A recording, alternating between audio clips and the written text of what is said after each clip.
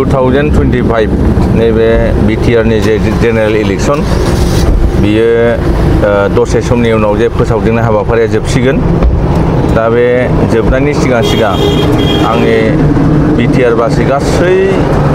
गुबुन गुबुन जाति जनगोष्ठीफोरनि मानगोनां गुबुन गुबुन थाखोनि जे जोंनि नागरिकफोर बयनिसिमबो मोनसे गुरैयै खावलायनाय जे मोनसे शान्तिपूर्ण जोंहा बिटिआरनि इलेक्शना जानांगौ। बेवहाय खुनु दावराव दावसि राजनीतिनि नामाव जोङो गावजों गाव बुलाय सोलाय बेबायदि जाहाथे भायलेन्स जाया बेखौ आं गिबि खावलायग्रोगोन। आरो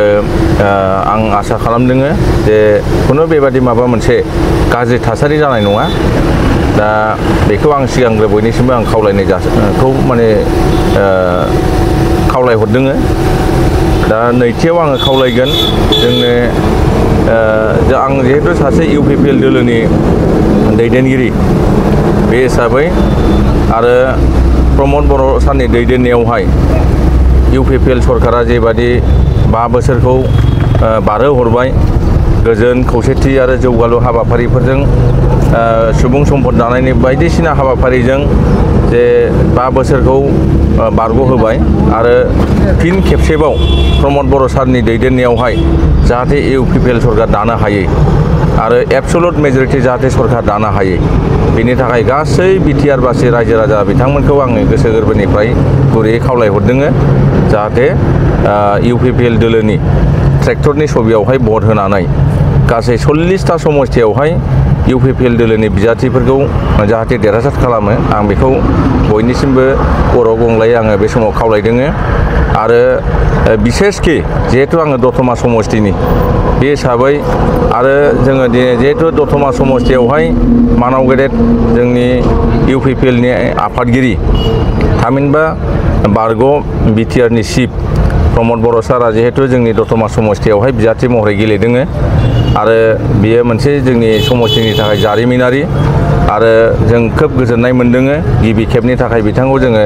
दतमा समस्थिनि थाखाय बिजाथि महरै मोननो हादों। बेखौ दतमा समस्थिनि साफ्रोम मानगोनां रायजो राजा बिथांमोनहा गासै जाति जनगोष्ठीनि मानगोनां रायजो राजा बिथांमोनहा जाहाथे माने गोबांथार भटआव देरहाहोनो हायो बेखौ आङो दतमा समस्थिनि गासै रायजो राजाफोरखौ आं बे समाव खावलायदों। जोङो